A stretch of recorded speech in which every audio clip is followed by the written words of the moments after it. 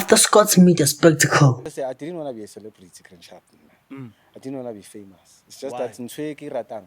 No, it's because I'm not that kind of person. Nagrata space sack, I grati di nepe, by it. But a snipe sa for it. Like, I understand. Like, he is now back and not looking back. The lesson was learned and his label now understands the power of collective. As much as Scott and Limb Crazy started as solo artists, it is advisable that they continue as a dynamic duo that can sing, rap, chant, DJ, and MC. These various attributes will enable them to produce a stellar project that can be easily marketed across different markets in Africa. Afro Nation, Amafest, and Piano People are events providing us with clarity that Amapiano have gone global and have already overtaken Afrobeats on the road of dethroning hip-hop.